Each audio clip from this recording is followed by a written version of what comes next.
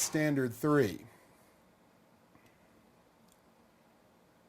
So Standard 3 deals with duty to clients and prospective clients. And if you'll recall in our little preamble when we started talking about the ethics material in general, what I said was not all the standards were created equal, and in fact one of those was probably more important and more testable than the others, and of course this is the one that I think is at the top of the heap.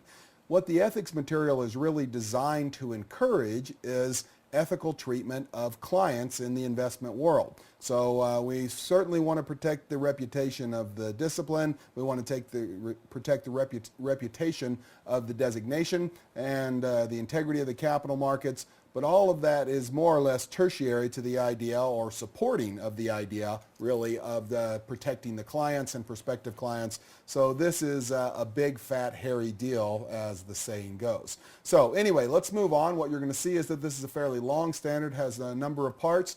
It seems to be in some places a little overlapping with the other material, but that's because the other material in the code and standards in general is intended to support this central idea of making sure that clients aren't harmed by our behavior. Okay? All right, so looking first at Part A, so loyalty, prudence, and care. Now, recall that when not when we started, but back as we got into the material, I told you that I thought there were some concepts around which the curriculum was built, or the ethics curriculum was built. One of those was independence, the second one was reasonable basis, and then suitability. Well, what about this loyalty idea? And I guess in my mind, loyalty is meshed with independence. So certainly they are different. They're related but separable concepts. So independence is the idea that we can make clear decisions because we haven't allowed our decision-making process to be tainted by outside influences. Once we are in a position to make independent decisions, then we have to make sure that we are being loyal to our clients. That is, we are pursuing the path that would be best for them. So really what I should have said, rather than independence, reasonable basis or due diligence, and then suitability, with the caveat of disclosure to follow on, recall. What I should have said was independence, loyalty, independence/loyalty, then reasonable basis, then suitability, and then disclosure as the cure for any problems that we see in these other parts. So Part A, loyalty, prudence, and care. So we have a duty of loyalty to our clients to act with reasonable care and exercise prudent and independent judgment, to act on behalf of the clients and place their interest before the employer's or our own interests. So there's a hierarchy that we'll see emerge here, and that hierarchy is essentially going to be clients, then employers, and then us. And while it's not directly stated in the curriculum itself, you kind of have to read between the lines. What we're really going to see is that it's clients, capital markets, employer, and then we are at the bottom of the food chain there in terms of what order our interests come in. Okay, the point here is that we have to determine and comply with any applicable fiduciary duty. And while this is the third bullet point, this is a big deal. So what is a fiduciary duty? Well, it doesn't, the curriculum doesn't define fiduciary duty particularly well in my estimation. But the point here is this: if you were going to buy a car from me, then I would have a used car, then I would have a duty of loyalty to you as another consumer to divulge any known defects. So if you came up to me and said, well, are you holding it together with oatmeal and baling wire? And I in fact was, well, I would have to be honest in my dealings with you, all that sort of thing. So that's just a normal transaction, a buyer and a seller. The point here is that a fiduciary duty requires a higher standard, okay? And that means that in essence, I am buying a car for you. So a fiduciary duty, I am spending your money, I'm making decisions as your proxy, and that implies a much higher standard of loyalty. And that is probably the best way to view much of the ethics material. So we talked about the idea of you have a money manager working for an unsophisticated client. Okay, well, there's a fiduciary duty there. So I am the money manager. I have this unsophisticated client. I am not only supposed to act in a way that is within the confines of the law, I'm not doing anything illegal, all that sort of stuff. I'm supposed to identify and comply with my fiduciary duty, which means that I'm going to act for the benefit of my client, and I'm going to put their interest above my own. So the notion of fiduciary duty is actually a pretty big deal. So let's talk about guidance on this.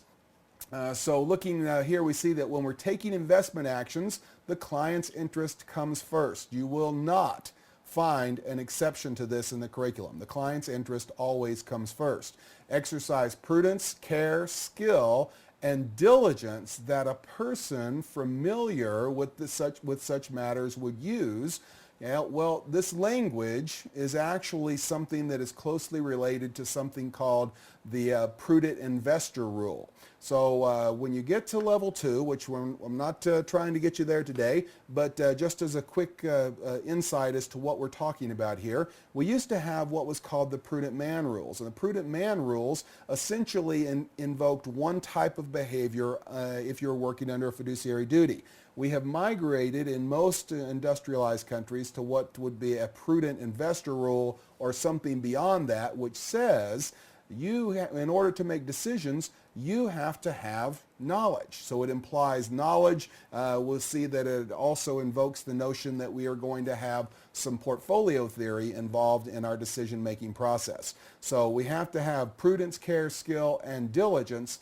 Not just, we can't just be prudent, careful, and skillful and just be some sort of Yahoo. We also have to be someone who's trained, someone who's thought about and educated in these manners, because we're supposed to be a person familiar with such matters. Okay, of course, we're going to follow our applicable fiduciary duty, and remember that the client may be the investing public. If we're talking about, making research recommendations and distributing those research reports, well, we may be distributing those to anyone who will listen. In that case, our client is the investing public, and we're going to have to make sure that we are acting in their best interest. That is, we are giving the very best that we can for the client, and we are not withholding anything. And as a caveat to all of this, if you ever are in a position, if you're ever in a position on the exam where you're reading something, some sort of vignette or question statement,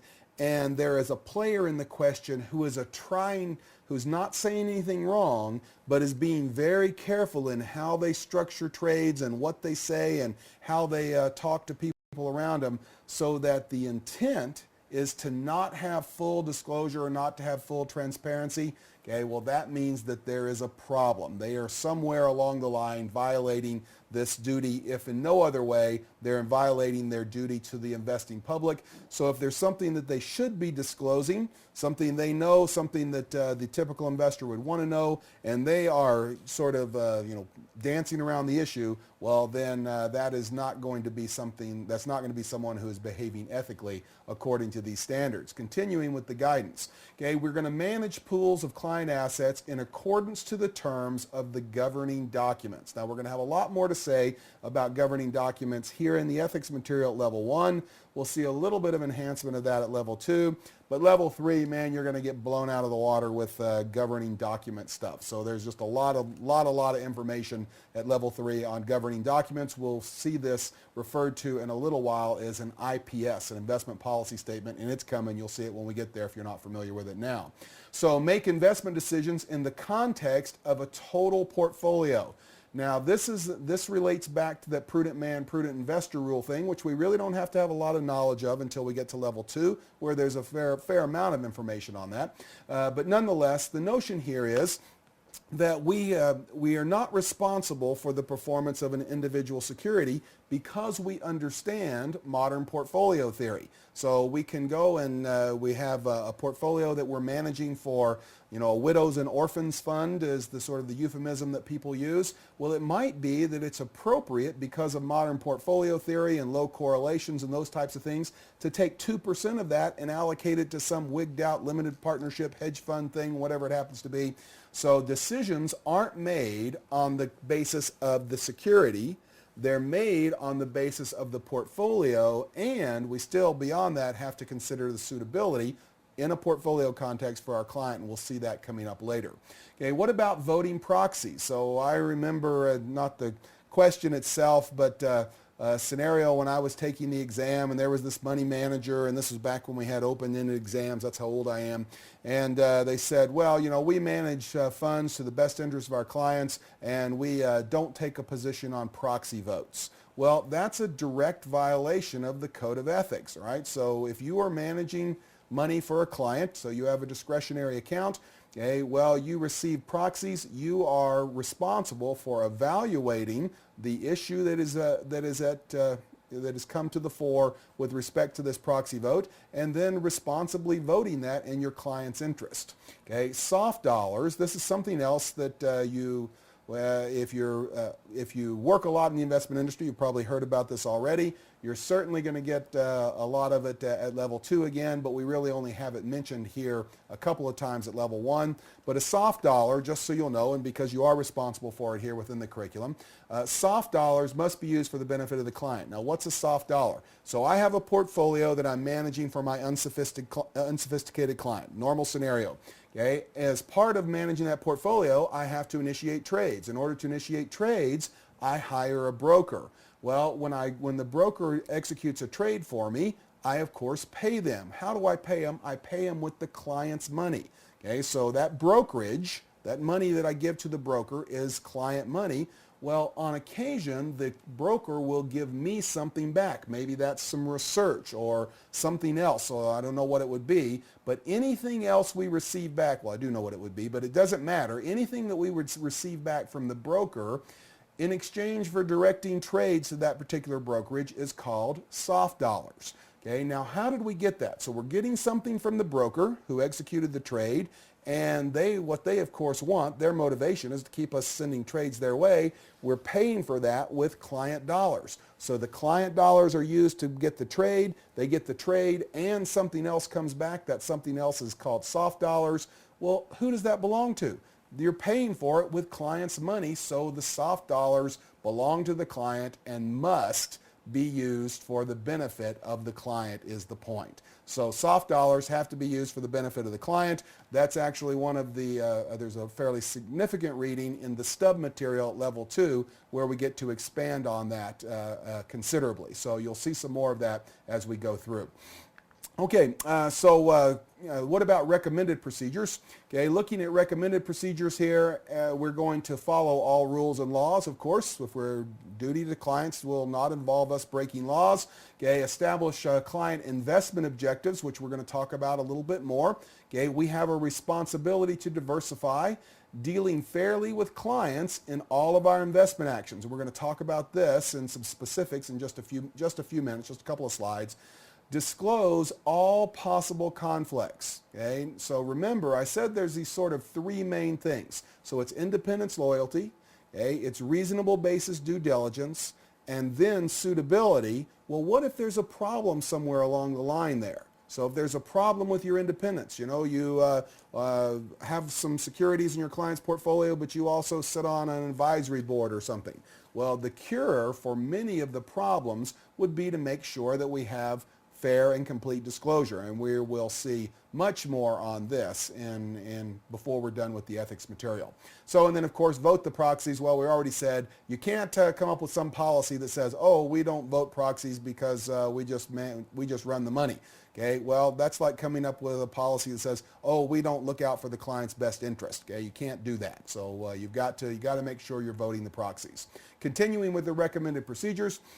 And so we're going to keep client information confidential. This will be a lot more to say on that in just a moment. Seek best trade and execution for clients. So when we are looking for a brokerage, we have to consider where are we getting the best service, and we've got to make sure that we're making that decision not based on who gives us the most free lunches, okay, but actually what is best for the client. And as always, okay, put the client's interest first. And if you are independent and loyal, okay, and then you are very likely to be in adherence to this particular part of putting the client's interest first. All right.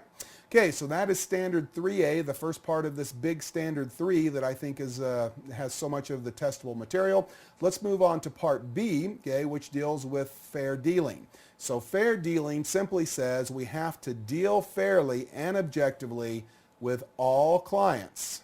Okay, and that can become a caveat, and if you're a practicing money manager, then you can start to see some problems with that immediately, very likely.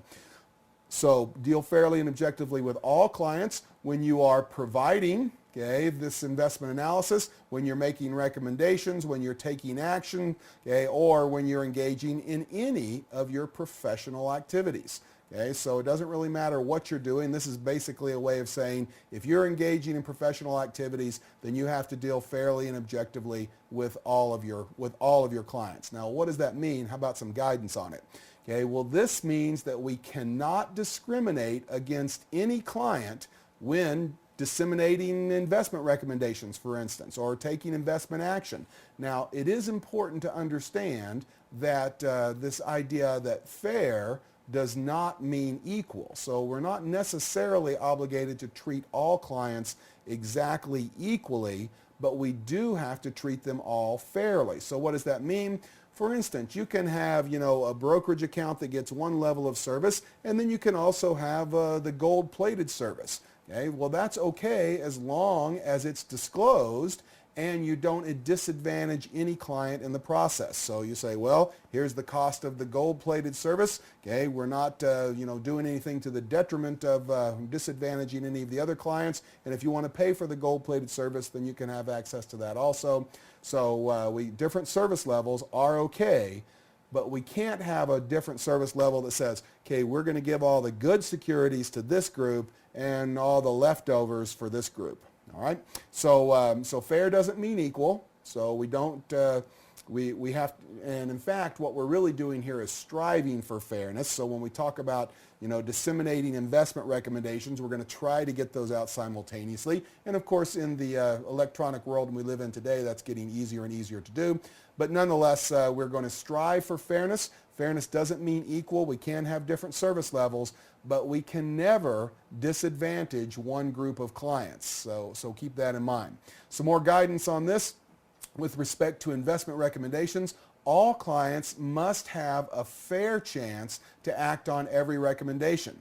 So what does that mean? Well, what that says is, we're meeting, we have 3 clients, one that we really like and 2 other smaller clients. The big one is the one that we get all of our, make most of our living from. So we call them on the phone. We're talking about this change in recommendation. We're telling them where it comes from. Okay, as we hang up the phone, we hit the email send. Okay, to the other 2, and then we immediately start trading for our big client and for ourselves. Okay, sort of a pseudo front-running type thing. Anyway, so what is that? Well, we haven't given we've disseminated the recommendations, but we haven't given these other clients a fair chance to digest the information. All right. Now, the second bullet point, what if a client calls you and says, I want to buy stock X? Well, you have recently issued a sell order or a sell recommendation on stock X, and they're unaware of it. Can you take the order? So you're saying, hey, you should be selling this stuff, and one of your clients calls and says, I want to buy it. Well, is there any problem with that? Well, no, but if they are unaware of the recommendation change, then you have to advise them, okay, well, we have a sell on this. We're happy to accept the order from you, but we want you to know that our research department has a sell on this rather than a buy. If they say, yeah, I know that, I think you guys are all idiots, well, you go ahead and execute the trade for them. So it is okay to execute trades against your own recommendations, but you have to make sure that the clients are aware of what your recommendations are. What about with respect to investment actions? Okay, treat all clients fairly. That's, of course, the bottom line in all of this. Consider investment objectives and circumstances. Okay, investment objectives is something that we're going to have to talk about in a little more sophisticated way in just a few minutes. But basically, when you see the word objectives, and we're talking about investment clients or investment service clients, okay, then that really means 2 things. And objectives means that we have considered risk and return. So we have a risk and a return objective, so there's always going to be 2 parts to that. disclose your written allocation procedures. So in the stereotypical case, so we're talking about how we allocate shares in a hot IPO. Okay, the ethics material does not tell us how to do that. It just tells us that whatever we do has to be fair, and we ought to have rather than an ad hoc process, one that we make up every time we get some shares in a hot IPO, we have to have some sort of allocation procedure in place that we can use in order to better our clients. So and we make that available to them if they want to see it, and it probably should be in writing.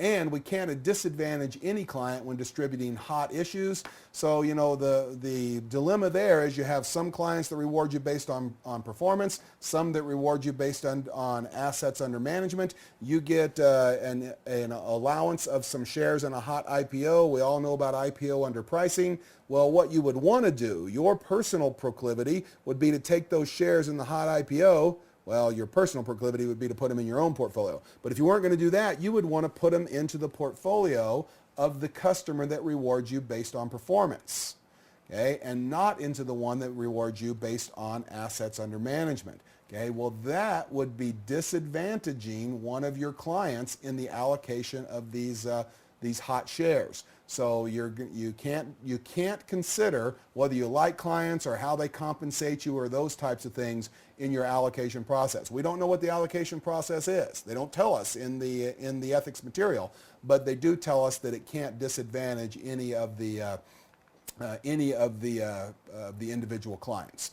Okay, so where are we at now? So we're still doing fair dealing, but we're moving on to recommended procedures. So here, what are the recommended procedures? Well, we're going to limit the number of people aware of upcoming changes. So we're changing from a buy to a hold. Okay, well, how many people know about that? Let's keep it to a minimum. That's going to solve some of the problem with leaks and front running, all that sort of stuff. How about shortening the time frame? So if we can, from the time the decision's made to the time the decision is disseminated, the shorter we can make that, the less the problems are going to be. We ought to have pre-dissemination guidelines. So what kind of trading activity can go on before the guideline change? Well, we need some sort of written policies. Of course, we're striving for simultaneous distribution or dissemination of these recommendation changes. Okay, we ought to maintain a list of clients and their holdings so we would know who was impacted by that. And then we ought to disclose our trade allocation procedures. We've already talked about that previously. So what if the question on the exam said something like this? Okay, so we have some player on the exam, they're doing something, and it is suggested that they maintain a list of their clients and their holdings for the purposes of adequate dissemination of recommendation changes, and the key player says, no, I don't want to maintain a list of clients and their holdings for the purposes of dissemination of recommendation changes. Have they violated the code and standards? Okay, well, you have to be very careful. I'm going to back up one slide. I don't like to do that. I know it kind of gets confusing. But here, when we're talking about guidance, we're talking about the standard itself. Here, we have moved into what is recommended. So we've been doing that as we go through. But remember, there's a difference between the standard and the recommendation. So the recommendations are good things. They're things that can help you comply with the standard, but something like having to maintain a list of clients and their holdings, now in the computer age, that's no big deal. But nonetheless, that is a recommendation and not straightforward, not a firm commandment, if you want to say it that way, under the standards of professional conduct. So keep in mind the difference between the standard itself and the guidance for the following the standard, and then the recommended procedures, because the questions do get to where they ask you about the differences. Like I said, this material is tested in such a way that you really have to know it. All right. So continuing on with our recommendations for Standard 3B, okay, review accounts regularly to ensure fair client treatment. So make sure you ought to have somebody going back and making sure that we have, one, fair practices in place, and two, that they're being implemented. Okay, if the firm offers different levels of service, then we need to disclose that to all of our clients. Okay, and then deviations from strict pro rata allocations of an IPO may be okay. Okay, but we're talking about deviations here, not a complete abandonment of our normal allocation process. So if there's some sort of minimum block sizes or those types of things, you don't want to put 8 shares of some IPO into a $40 million portfolio. So there are some practical considerations that come in. This is actually part of the curriculum that changed under the guideline book that came out in 2010. And one of the things I've seen, as I told you, I've now lived through 3 or 4 different editions of the code and standards, as some recognition of the practical aspects of actually managing a portfolio. So here's another one of those, and I thought I was glad it showed up. All right. Okay, well that is 3B, so that brings us, of course, to 3C, which is suitability. So remember, that's one of my pillars. So we've got independence, loyalty, okay, we've got due diligence and research, and then we have suitability. So what is it that we're going to say here? When in an advisory relationship, or really when we're doing anything with the client, and actually this standard is the longest standard in the or subpart in the ethics material. It takes 3 slides to talk about what suitability is here. But anyway, so if you're in an advisory relationship, you make reasonable inquiry. Okay, reasonable inquiry, we've got to talk about that word, as to a client's investment experience, their risk-return objectives. Remember, objectives, that word implies that you have considered not only return but also risk, financial constraints prior to making any recommendation or taking any action, and we have to update that regularly. So what does that mean, update it regularly? Okay, well, what is reasonable inquiry and what is updating regularly are questions that you need to have answered before you feel like you understand this very important standard 3C, and we're going to talk about those as we go through. But basically, I would tell you for what is reasonable, you need to have a very high standard.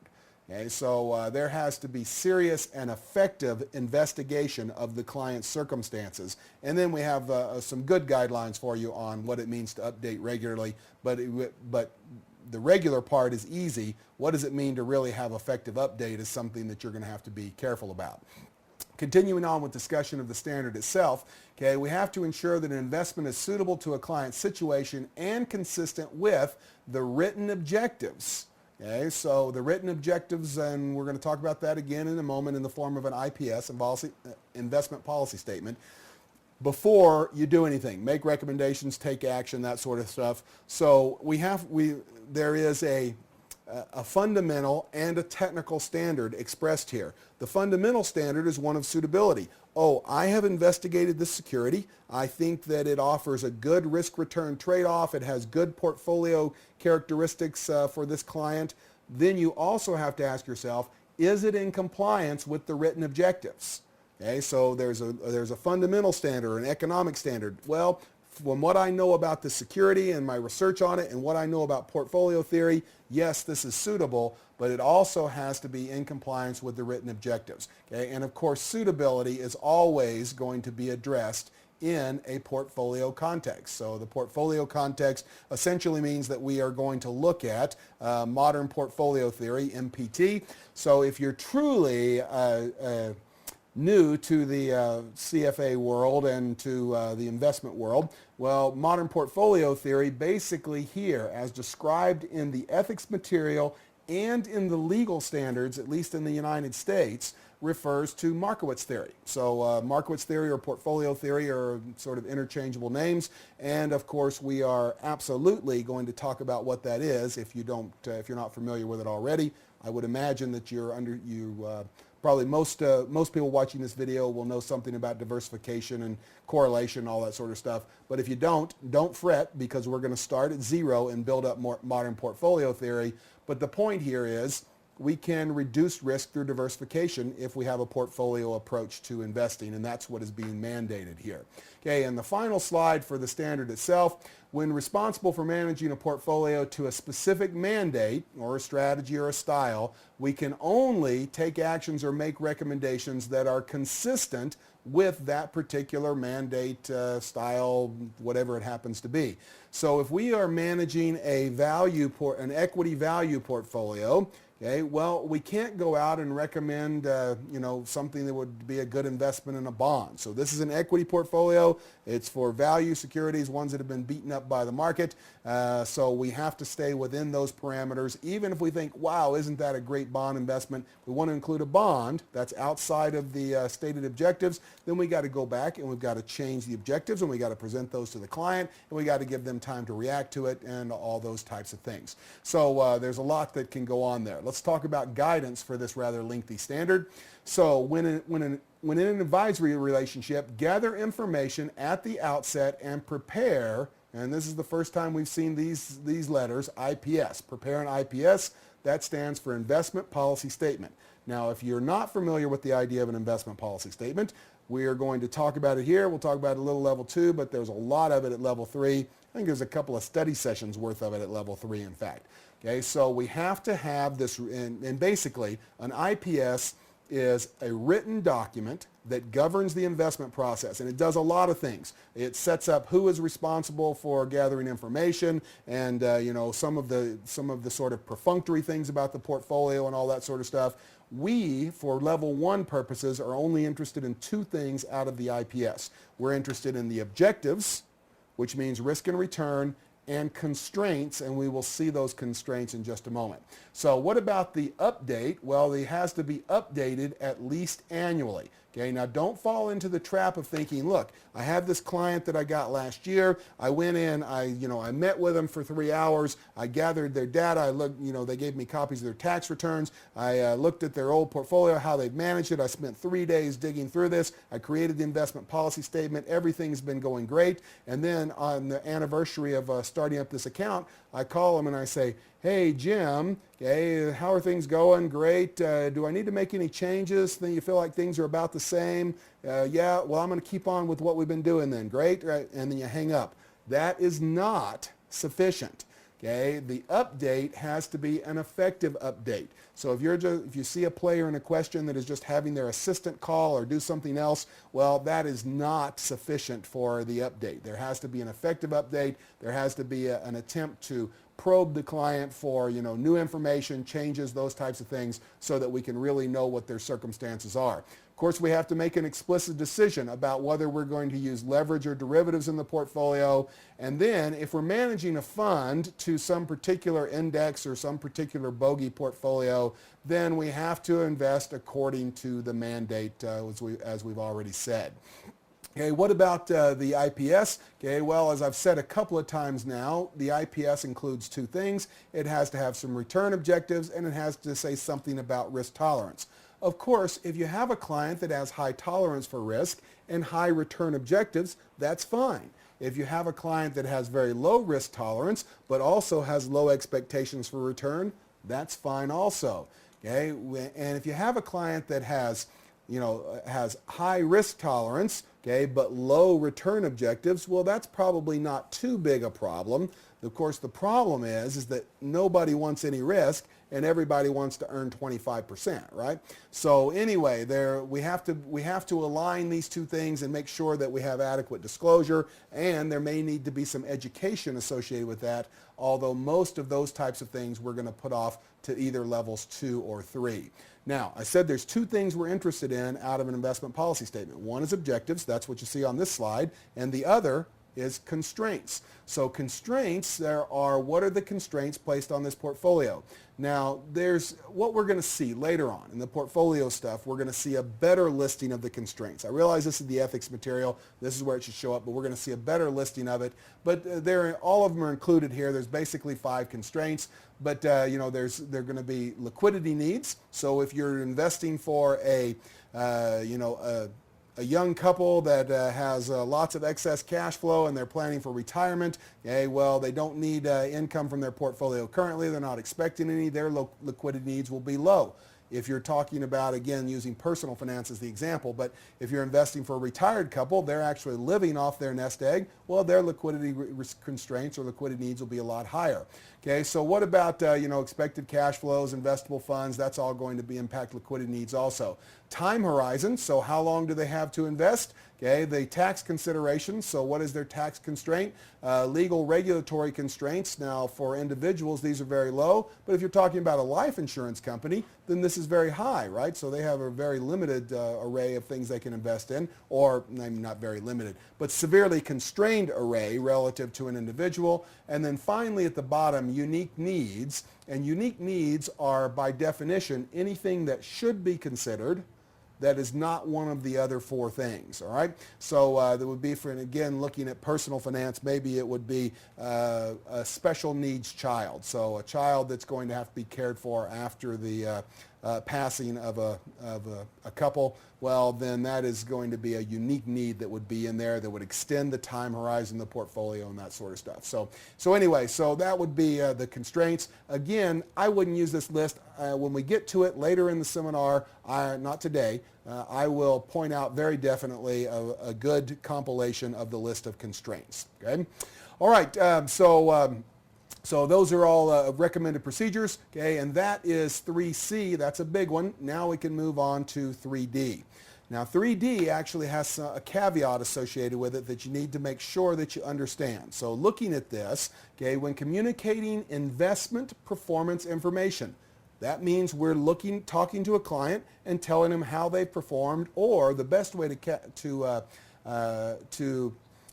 conceive of this is to think of yourself as presenting to a prospective client. So you've got you've made the finals, you're actually presenting to the pension board, they're thinking about throwing, $6 billion your way, okay, you're communicating your investment performance information.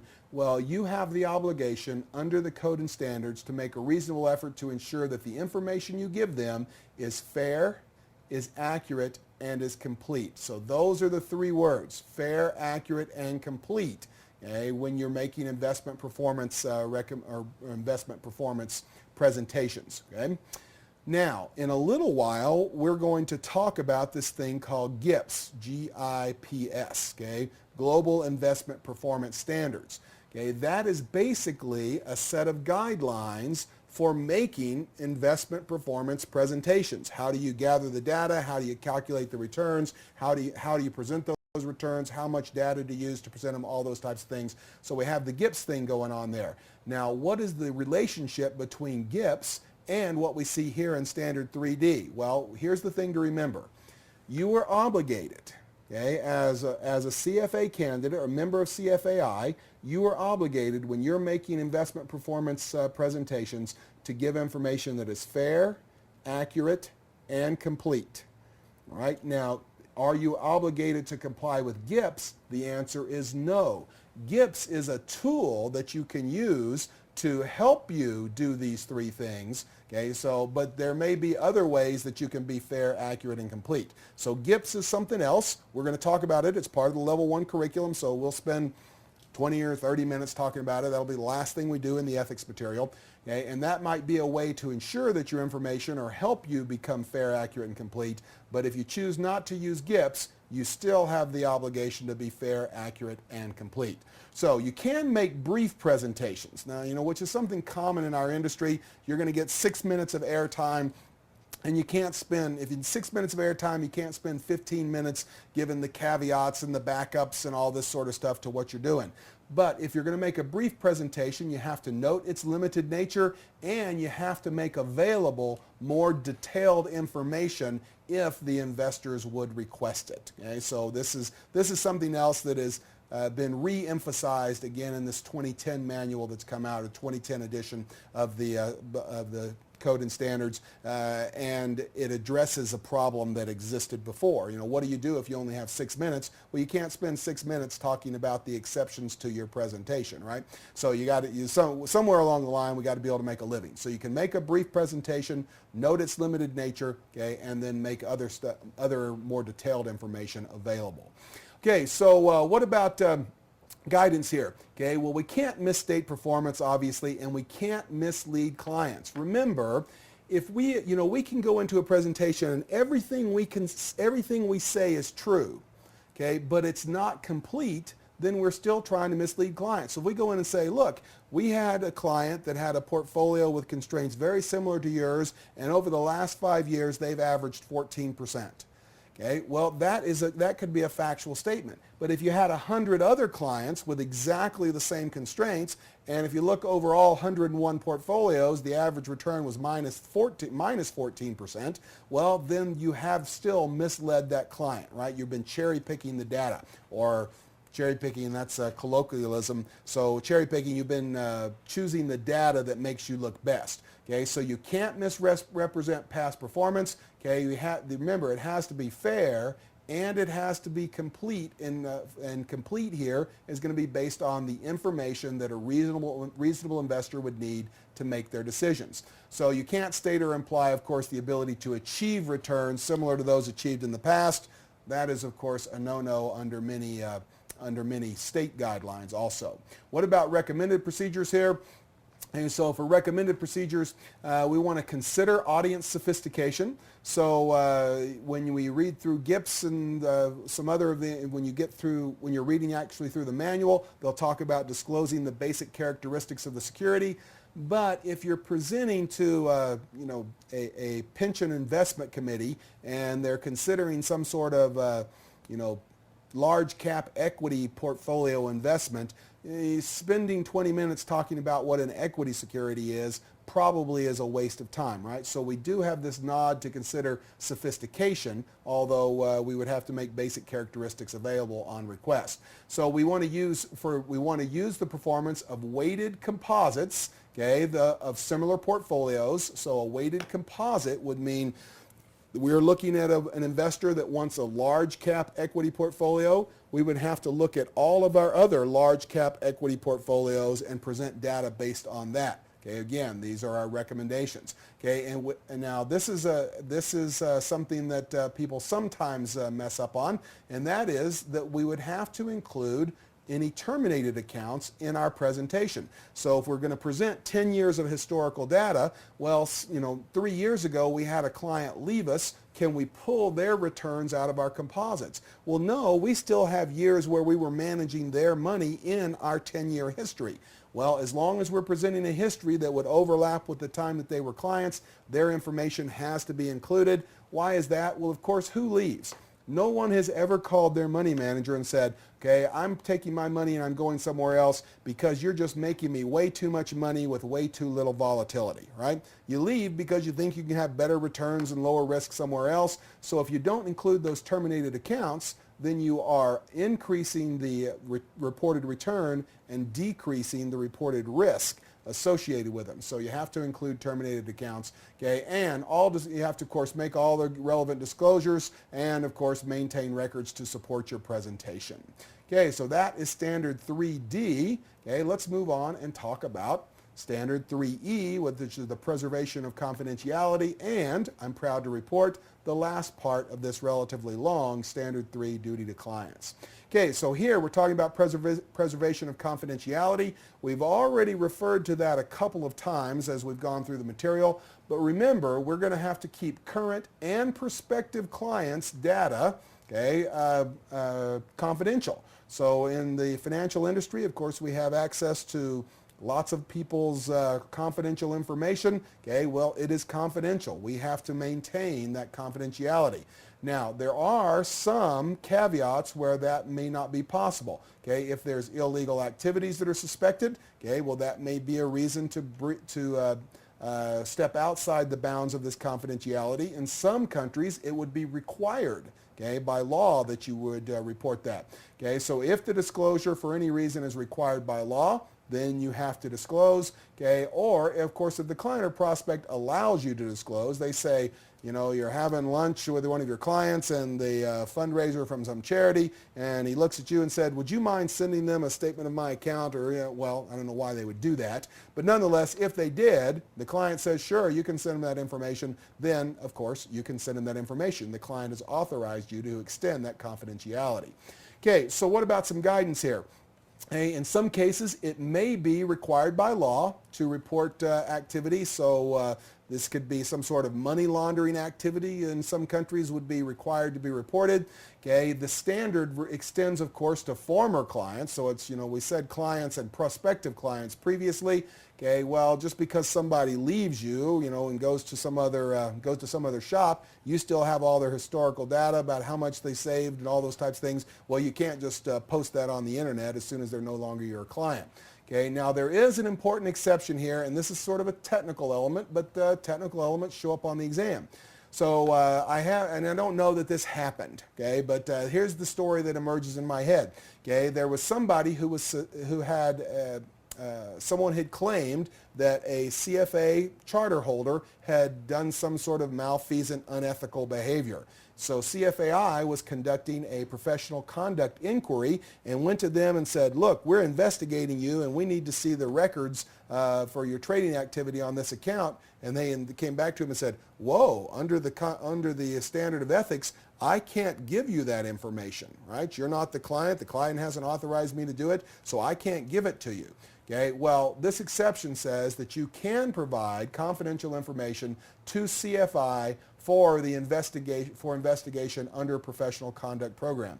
Now, I don't think this means you have to. They can't just call and ask for anyone's information, but you can't refuse to give it to them based on the code of ethics. Okay, so if they are conducting an investigation, okay, you may have other reasons, or the law may say you can't. Okay, but the code of ethics does not permit you from extending that confidence to CFAI. So there's something that's been in just the last couple of iterations of the code and standards. All right, so what about some recommended procedures here? Of course, avoid discussing information that you receive from clients with anyone other than colleagues that are working on the same project. It's on a need-to-know basis. I know because I'm working on the project, you're going to help me with a derivatives overlay, so I'm going to extend some information to you, but we shouldn't just sit around the lunch table and talk about that, all right? So remember that the firm's electronic data, we have to follow, the firm's electronic data storage procedures, and if we don't have those procedures in place, which I can't hardly imagine an investment firm in developed country anyway being without them, but nonetheless, if they weren't, then you should recommend adoption of some procedures for how we control electronically received data. And that is Standard 3. Okay? The good news there is that, of course, we've got Standard 3 behind us. The bad news is that we still have Standards 4, 5, 6, and 7 in front of us. Although I think there's 3 down, 4 to go, but I think we're more than halfway through the code and standards here. So take heart, the last ones are a little shorter. Not real short, we still have a ways to go, but nonetheless, we're more than halfway if you're sort of, doing this. So worrying about neck injuries there. All right, Standard 4, duty to employers. Hey, I have a game you can play with yourself that will help you on the exam with respect to Standard 4. Okay, so I don't know anything about how the standards writing committee was formed or anything like that, but when I read through it, okay, in my mind's eye, I see that we have a committee of people that are putting these standards together, and on that committee, they had one too many employers. Okay, so in my estimation, this is and it's not a big deal. It's not egregious or anything like that. But in my mind, this is a document that goes out of its way to protect employers. So on the exam, if you're reading a question and we're dealing with duty to employers, is that a breach of your duty of loyalty to your employer, or is it not? Well, it probably is, because they create a fairly high standard here with respect to what is owed to the employers. Okay, so our duty of loyalty to employers is going to be something that is important. Okay, so anyway, moving on into the standards, first talking about loyalty. So what does that mean? Well, on matters related to employment, we have to act for the benefit of our employer and not do anything to derive the employer of the advantage of our skills or abilities, or divulge confidential information or otherwise cause harm to our employer. Okay, so anyway, we've got to make sure that we're acting for their benefit, and in fact, it's not just that we're not harming them. we have to make sure that in a proactive sense, we are giving them the full advantage of our skills. So if you're, planning on leaving, and we're going to work with that in a little while, but you're saying, well, I'm just going to kind of sit around and draw my paycheck for the last 90 days. Well, that's not going to work because you're not giving your employer the full advantage of your skills and abilities. Okay, what about some guidance here? Hey, well, of course, we're going to place clients' interest first. Never an exception to that. It does say here we have to consider that's always first, but we also have to consider as secondary to or tertiary to those decisions to put clients' interest first, we have to consider the effects on firm integrity and the sustainability. Okay? So we are worried about the integrity and reputation of the firm and the sustainability of our actions within the firm. So this is sort of a nod to this. It doesn't overcome this part. Now, in the real world, we might be able to talk about compromise and those types of things. On the exam, it's always going to be the case. Place the client's interests first.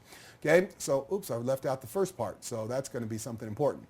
Members are encouraged to give employer a copy of the code and standards, and we can't have any incentives or compensation structure that would encourage unethical behavior. So to the extent that that exists, we ought to be trying to get rid of that in our firms, especially if we are in a position of authority.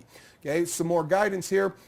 So what about independent practice? And then we'll talk about leaving an employer, then we'll talk about whistleblowing, and that'll take us through the standard 3A. So independent practice, that means what? I'm working for an employer, but I'm also moonlighting. So at night, I'm going to be doing something that is related to my professional skills for some other, somebody else, and it's going to be outside the auspices of my employer. So if you're planning on engaging in independent practice, you have to notify your employer of the services provided, how long they're going to last, and the compensation. And you can't proceed without consent from your employer. Okay, so you have to notify them, give them all the relevant facts, okay, and you've got to make sure that you have their consent before you continue. All right, so that's the independent practice stuff. What about leaving an employer? Well, so, there's a difference between leaving and being gone, right? So if you have house guests, they're leaving tomorrow, well, that's not the same thing as getting to tomorrow and then being gone. Okay, so if you're leaving an employer, well, what are your responsibilities? Well, while you are leaving, you are still an employee, right? So you have to act in the best interest of the employer until your separation is effective.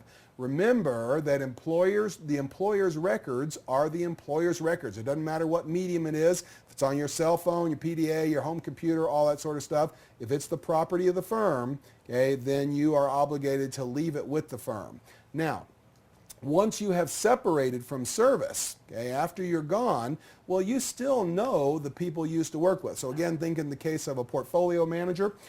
So if we're thinking of portfolio managers here, well, they were working with lots of different people. Well, they still know those people after they leave. Well, after you've separated from your employer, can you go back and solicit those client accounts? Well, yes, you can. Once you're gone, then your debt of loyalty to that employer is over, and you're welcome to go back and solicit those clients. But you can't take with you, client lists and those types of things so that you can start hang out your own shingle. Okay, so, and of course, there's no use on the prohibition of the skills or experience that you gained when you were at the employer. So maybe you're in the great position that your employer is paying for this video series. And so if that's the case, then they have made a financial expenditure. You are enduring having to listen to me for hours on end, and hopefully you're going to be a more skilled financial, whatever it is we call ourselves, financial analyst at the end of when you get your CFA charter.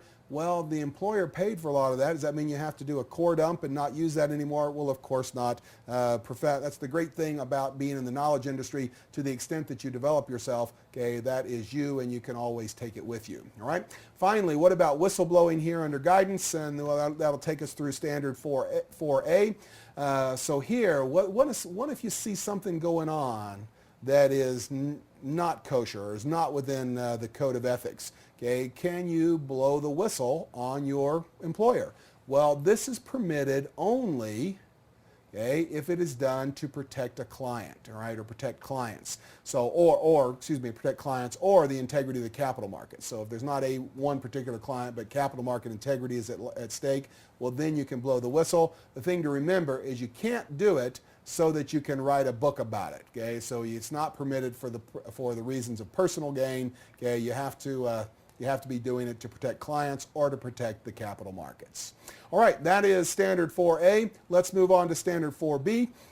Okay, so in this case, we're going to talk about additional compensation arrangements. Okay, so these are, again, this is compensation outside of the mainline compensation that you receive from your employer. What does this say? Don't accept gifts, benefits, compensation, or consideration that competes with or creates a conflict of interest with the employer's interest unless written consent is obtained from all parties. Okay, that would be your employer and the person that is giving you this additional compensation. So we've got, you can't accept any of that until you get it in writing from your employer and you get it in writing from the person or the entity that is giving you the additional compensation. That seems, that's an example of what I mean by employer-oriented. It seems like if once the employer said, sure, you can take compensation in order to do this, maybe it's going to be you get a free membership at a club for serving on the board or something. You also have to get a letter from whoever is on the board. So anyway, maybe that's reasonable. I'm not saying it's not. I just, in my opinion, it's a great way to analyze duty to employers by thinking, oh, there was one too many employers on the board or on the committee that put this together. Anyway, so what about guidance here? Compensation and benefits covers direct compensation by the client and other benefits received from any third party. So we're not just talking about cash. So if this is, use of the condo, use of the yacht, membership at the club, whatever it happens to be, all that is some type of consideration. Okay, when we talk about consent from all parties, and this is actually true across the ethics material, email communication is always going to be acceptable. But of course, make sure you hang on to your emails to protect yourself. What about recommended procedures here? Hey, we want a written report to employer with the details of the proposed compensation in addition to normal compensation of benefits. Okay, we want the details of the incentives verified by the offering party, and then we want to include the nature of the compensation, amount, all that sort of stuff. So basically, we just need lots and lots of disclosure, and we actually need cross-disclosure. We need it from the third party to the employer, and we've got to have some sort of meeting of the minds associated with that. So anyway, that's what's recommended under 4B. Okay, so what about 4C, responsibility of supervisors? Now this is another one, and this one is a little bit difficult in my estimation, and it may actually run counter to my general intuition about one too many employers. Okay, but when we talk about supervisors, we're going to have a couple of words that are going to be really important. Okay, and what we're going to do is we're essentially going to set a very high standard for what supervisors should be doing. So in other words, if you observe a violation in a question on the exam, so someone's done something wrong, they're lying, cheating, stealing, okay? Well, they are supervised by somebody, so we have a supervisor over them, right? Well, it's very frequently the case that we're going to have some sort of ethical breach on a fundamental level, and we're going to have a failure of the responsibility of the supervisors if the supervisors didn't make a reasonable effort. Okay, and here, this idea of reasonable effort, again, is a word you have to worry about. Well, I contend that there needs to be a very high standard to what is a reasonable effort. In other words, the supervisor has to be very diligent to not be culpable in the violation of their underling, all right? So make reasonable effort to detect and prevent violations of applicable laws, rules, regulations, all the code and standards by anyone subject to your supervisory authority, right? Supervision or authority. So this is the role of supervisors, okay? And oops, I need to go back here. Okay, so now we talked about reasonable effort. Now I told you there's two important words here. Okay, now what are the important words in this statement? And reasonable, we talked about that one, that's not the one I was talking about. Okay, the ones I'm talking about are reasonable effort to detect violations and prevent violations. So if they're doing lots of stuff to prevent violations, but they're not doing much to detect them if they occur anyway, or if we have great back-end procedures to detect them, but we're not doing much to prevent them on the front end, then we are not living up to what would be a reasonable effort standard here. All right? So supervisors must take efforts to prevent employees from violating the rules. They must also make reasonable efforts to detect. So we have the prevent and the detect requirements here. And they should also enforce non-investment rules. So when we think of this, we think about, well, the soft dollar standards and the prudent man versus prudent investor rule and, all of the diversification and those types of things. But there's also things like mandatory vacations. Okay, you got to get out of the building 2 weeks a year. And there's, of course, that's also, a vital systems control. That's how you keep a scam going, is you're always there to stay one step ahead of it. If you're out of the building for 2 weeks, that's when they come unraveled. But things that don't have to do directly with the economics of what it is you're doing, okay, well, we have to enforce those also. Okay, so what about recommended procedures? And so adequate compliance procedures should include the following. They have to be clear and understandable. Okay, well, that makes sense. We have to designate a compliance officer. They have to have checks and balances. And we have to have procedures for reporting violations. Those are all recommended. Okay, but there's some other recommendations here. All right.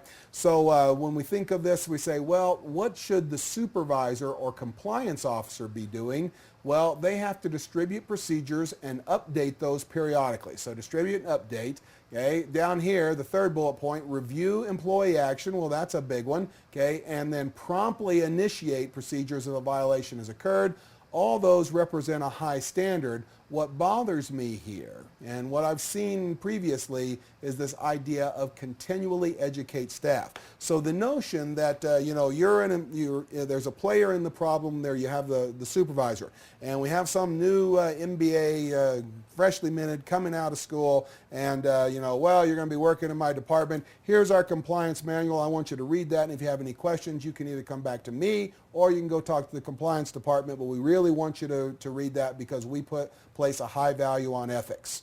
Okay, that's not continually educating staff. Continually educating staff means you're sending updates out, you're having meetings about it, you are, I don't know what else it would mean, but it does not mean that once a year at a faculty retreat, or at an employee retreat, you can tell I'm in academia, faculty retreat, anyway, at an employee retreat, you say, okay, does anyone have any question about ethics?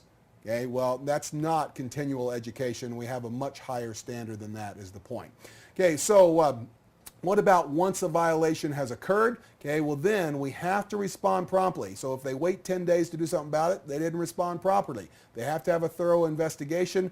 And down here, important words, okay, while the investigation is going on, and we're responding properly, but it sometimes takes a while to get all the facts together, we have to place appropriate limitations on the suspected wrongdoer because they're not, we have to make sure that they can't initiate the same type of ethical breach that we are suspecting that they may have committed in the past. So we have to have some type of limitation on them while we're moving forward with the investigation. And if we just let them keep going and doing what they're doing, the problem with that, of course, is that they can, undertake more unethical behavior and damage more clients during the interim period.